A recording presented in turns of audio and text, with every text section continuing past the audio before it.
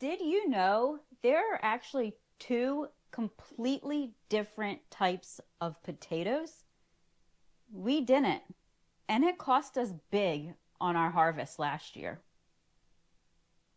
Hi, and welcome back to Whitetail Acres Farm. For years now, we've grown our own potatoes in traditional raised beds.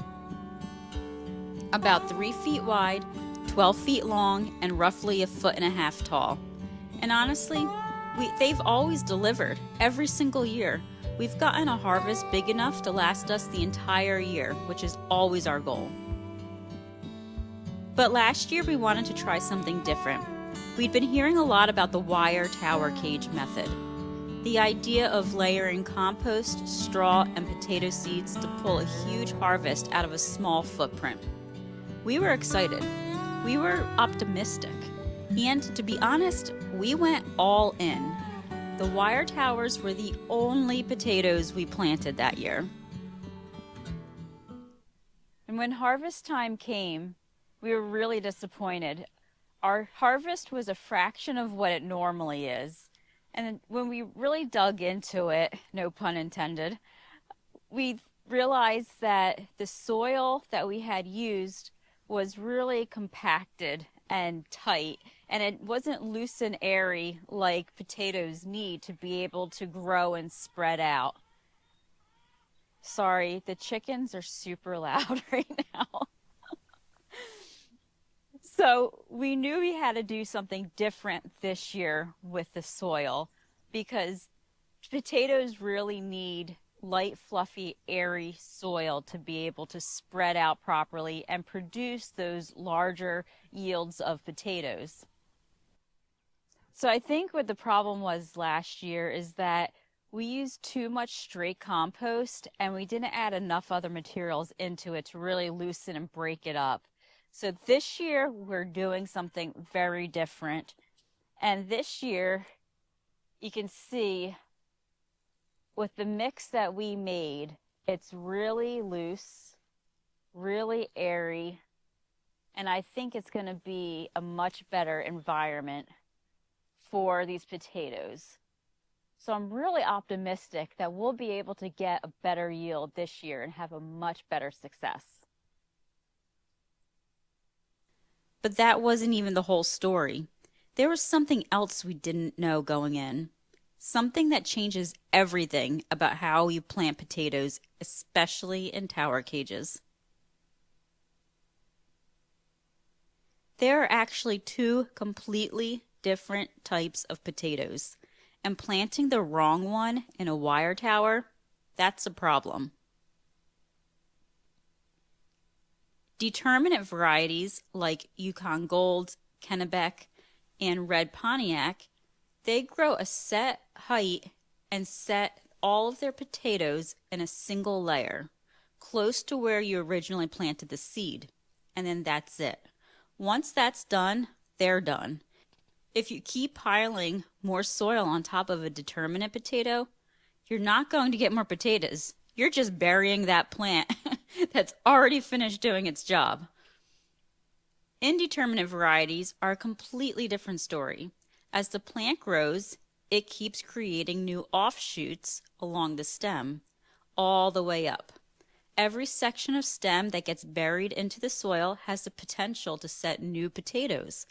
And that is exactly what the wire tower method is designed for. You keep adding soil as the plant grows, and in theory, you get potatoes from top to bottom for the whole cage. We're not sure exactly what we planted last year, but we know we did not think about this distinction at all. This year, we did. This year, we're doing two completely separate potato plantings because we still have a pantry to fill and we're not willing to risk our whole supply on one method again. So this year, we planted our first planting of potatoes right here in with the corn patch. We have two 40-foot rows of potatoes. These are our determinate potatoes, and this is our insurance policy for this year. We just planted these about 2 weeks ago, I want to say, 3 weeks ago. And we actually have a video about that. We planted these with our Rain-Flo system, and in our video we show exactly how we got these plantings in. But in just 3 weeks, these potatoes are looking amazing. They're coming up so well. We are really excited and really looking forward to seeing how many potatoes we actually harvest from these 2 rows. And then there's this, the wire cages. So we did a couple things differently here too. We made the wire cages a little bit smaller and more of them, and spread them out enough so that way air can flow all the way around them. But we really focused on the soil mix, and that I think is going to be the game changer. We also made a point to plant indeterminate potatoes in here, and the indeterminate variety is really what you need for this type of growing method. So I think with that as well, we'll be able to have a much higher success rate.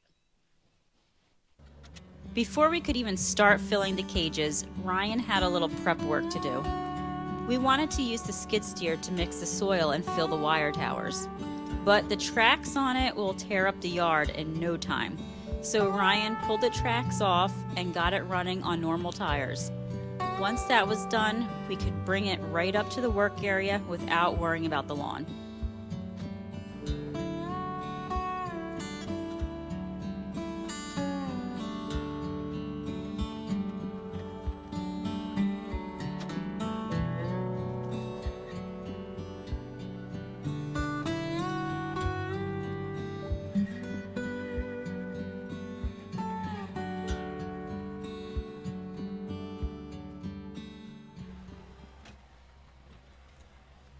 And trust me, the lawn's been through it before, and it will thank us for taking the time to take the tracks off this time.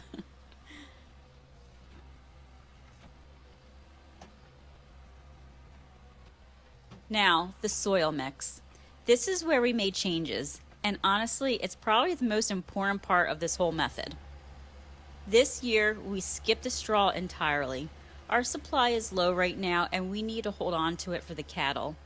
Instead, we were very intentional about what went into the mix. We combined our own natural composted soil with some topsoil, added in some composted chicken bedding and manure, and then mixed in a lot of half-composted wood chips. The goal was something that's rich in nutrients but still light and airy, a mix that roots can really push through easily. When it was all combined, it looked dark, rich, and loose. Exactly what you want for growing potatoes in containers. Nothing like that hard, compacted soil we had last year. Ryan used a skid steer bucket to bring everything together and mix into one big pile right next to the cages, so we have everything right where we need it as the season goes on. Then we put the wire cages in place. Ryan put the first layer of the compost mix onto the bottom of each cage. I came in and carefully placed a layer of potato seeds right on top of that first layer of compost. And then Ryan added another layer of compost mix over the top of the seeds. And then I gave each cage a very good thorough watering to get the seeds started. Hey, real quick, if you're enjoying this and you've been thinking about trying a potato cage in your own garden, make sure you hit that subscribe button. We're going to follow these all the way through to harvest, so you'll see exactly how this plays out. So from here, the plan is simple. As the potato plants come up through the soil and start growing taller, we're going to keep adding some more of this compost mix on top. We'll continue to layer as the plants grow and the cages are essentially full. Because these are indeterminate varieties, every new section of stem that gets buried should be setting new potato offshoots. So by the time these cages are completely filled, we should have potatoes forming at every single layer all the way down from the top to the bottom of the cage. That is the promise of this method anyway. And we're excited and genuinely curious to see how it performs this year, especially compared to our determinate rows in the corn patch. So I want to talk for a minute about why it's so important for us to get a good potato harvest every year and why we put so much thought into the process.